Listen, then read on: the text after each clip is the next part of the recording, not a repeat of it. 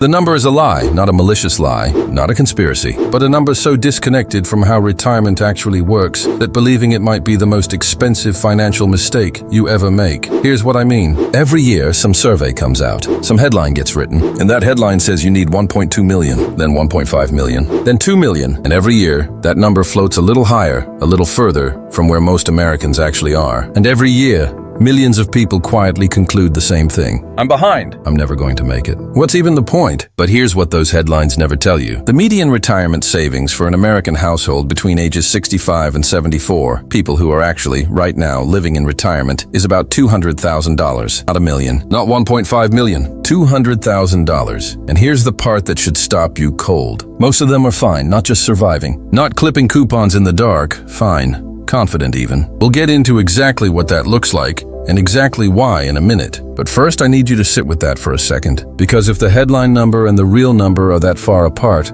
something is broken in the way we're thinking about this. What's broken is this. We've been taught to think about retirement as a single pile of money. Hit the number, retire. Miss the number, keep working. That mental model is wrong, and it's costing people years of unnecessary anxiety, and in some cases years of unnecessary work. Retirement isn't a pile. Retirement is a system, and once you understand the system, that $200,000 number starts to make a lot more sense. So let's bust some myths, because there are 4 beliefs floating around out there that are quietly wrecking people's retirement confidence. And every single one of them falls apart when you look at the actual data. Myth number 1, you need $1 million because your savings has to cover everything. This is the big one. This is the foundation that the scary headline numbers are built on. The logic goes, you're going to spend $60,000 or $70,000 a year in retirement. Multiply that by 25 or 30 years. And suddenly, you need $2 million sitting in an account before you can even think about stopping work. But that math only works if your savings is your only income source. And for most Americans, it isn't even close to being their only source. Let's start with Social Security, because this is the piece that gets the least respect in retirement planning conversations. About 90% of retirees receive Social Security, 90%. And the average retired worker benefit right now is roughly $2,000 a month. That's $24,000 a year coming in, automatically, reliably, every single month, before you touch a single dollar of your savings. Now here's what that number doesn't tell you. It's an average. Your benefit could be higher or lower depending on your earnings history and when you claim. Claiming at 62 versus 67 versus 70 makes a dramatic difference in that monthly check. So don't let the average number be your number without actually going and looking up your own projection. We'll come back to that. But for a married couple, those 2 Social Security checks combined often land between $3,500 and $4,500 a month. That's up to $54,000 a year from Social Security alone, before a single withdrawal from savings.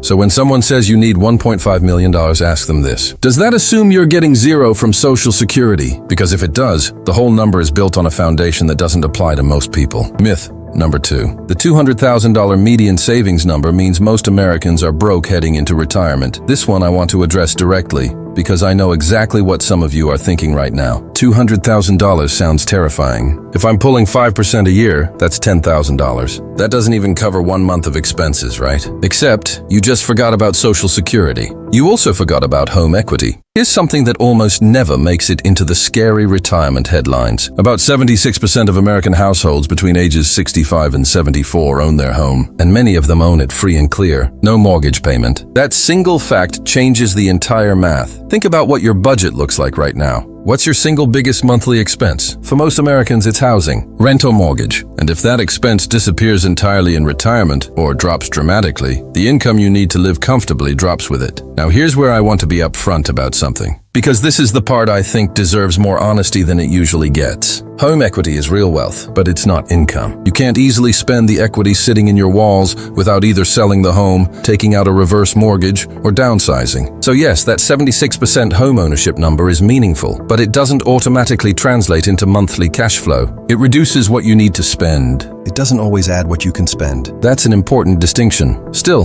the point stands. A paid-off home is one of the most powerful retirement assets an American can hold, and it barely ever appears in the conversation about whether you've saved enough. Myth number 3. Pensions are a thing of the past, so that's not relevant to me. I hear this constantly, and I get it.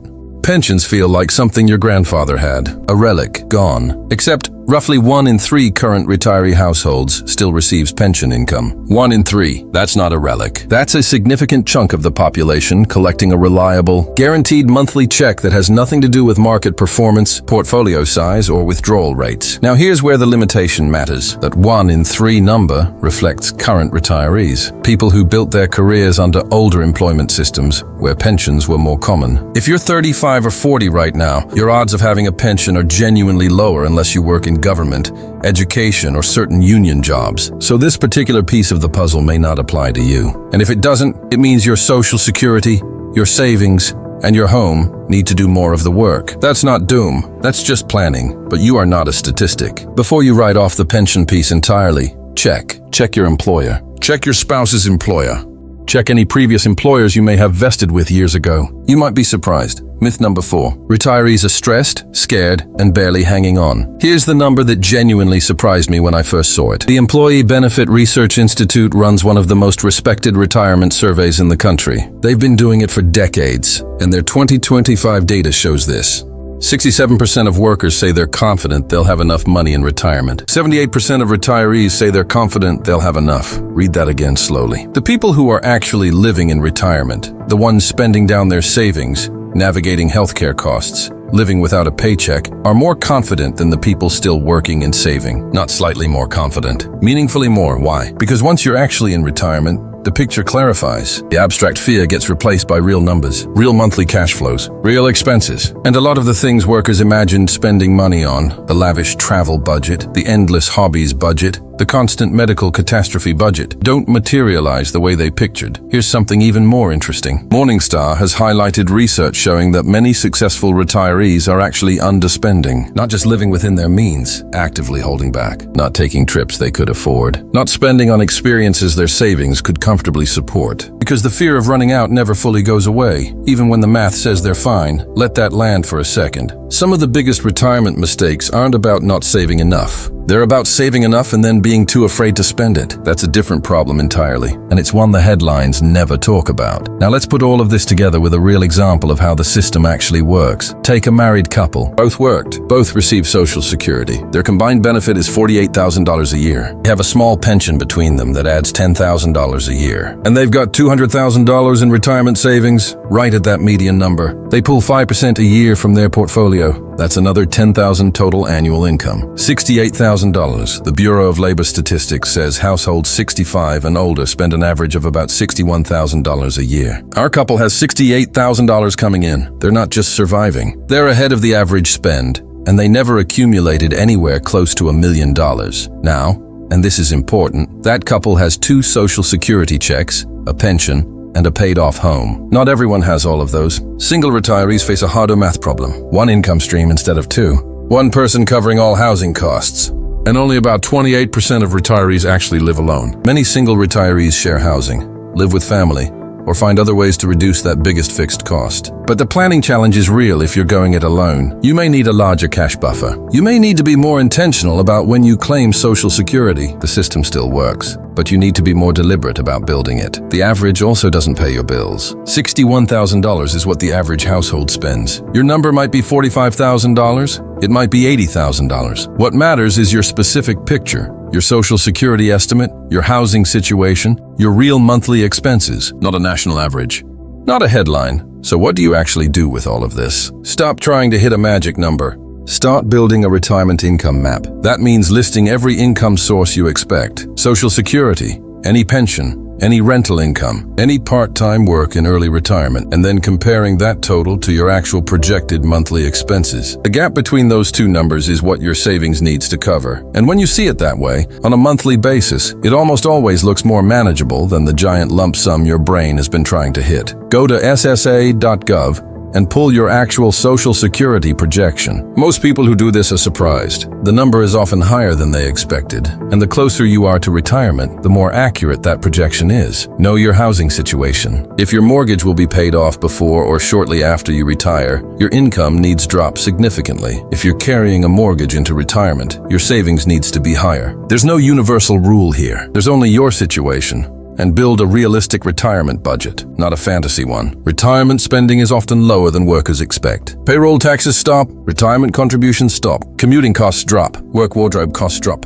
A lot of the expenses that felt fixed during your working years quietly disappear. Many people find that their actual retirement budget is 20 or 30% lower than what they were spending at peak earning years. Here's where I want to be honest about something I got wrong for a long time. For years, I thought the savings number was everything. Hit the number, you're safe. Miss the number, you're not. And that framing kept me from thinking about retirement as a system, as a set of interlocking income sources that all fit together. Once I shifted that mental model, the whole picture changed. The retirement industry has a business incentive to make that number as big and as scary as possible. More fear means more products sold, more advisors hired, more clicks. And saving more is almost never a bad idea. But there is a real human cost to telling people they need $2 million, or they've already failed. The cost is that people who've saved diligently, built Social Security benefits over decades, and paid off their homehead into what should be one of the best chapters of their life, feeling like they're behind, feeling like they didn't do enough. And 78% of the time, they're wrong. The typical retired American household is not sitting on $1 million. They're sitting on a system. Social Security, some savings, maybe a pension, maybe a paid-off home. And that system, for most households, generates somewhere between $50,000 and $70,000 a year, which, as it turns out, is right around what the average American household actually spends in retirement. That's not failure. That's the plan working. So here's my question for you, and I want you to answer it in the comments. One word or two. When you think about retirement right now, is your gut feeling fine, nervous, or terrified? I'm genuinely curious where people are, and I'll be reading every single one. If this hit different, subscribe. Finn posts every week and he doesn't waste your time.